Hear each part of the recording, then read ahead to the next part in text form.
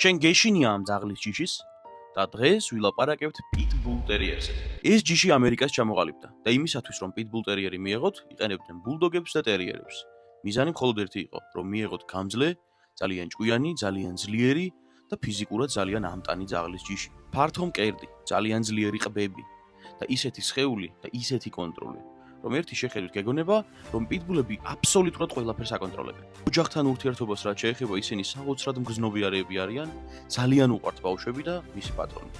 რა თქმა უნდა, სწორი სოციალიზაციის შემთხვევაში. მაგრამ უცნობებთან ძალიან თავდაჯერებულია და წამებში ხვდება ადამიანის ენერგეტიკას. და აი აქ ყველა ცდება. პიტბული თავისი დაბადებიდან ცუდი ტიპი არ არის. ეს ჯიში ყველაზე მეტად არის დამოკიდებული იმაზე, თუ როგორი პატრონი შეხვდება და როგორ აღზრდის მას. ენერგიას რაც შეეხება 10-დან 100. საოცრად ენერგიული ძაღლია, გაწვრთნა 10-დან 8 ნახევარი.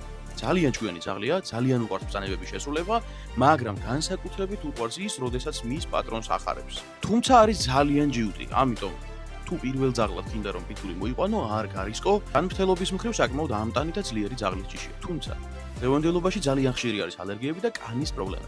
ამ ჯიშს აუცილებლად ჭირდება ენერგიის დახარჯვა სტაბილური ფსიქიკისთვის და მუდმივად ეთაჭიროება მაღალი ხარისხის საკვები. ამ მოდის სიმართლე ვთქვათ, თუ ამ ჯიშს სწორად ულიდერებ, ის საუკეთესო ძაღლის ჯიში არის შენთვის, შენი ოჯახისთვის და შენი გარშემოყოფებისთვის. მუდმივად ეცდება რომ ბედნიერი იყო. თუ ასეთი ვიდეოები მოგწონს, აუცილებლად დაალაიქე ვიდეო.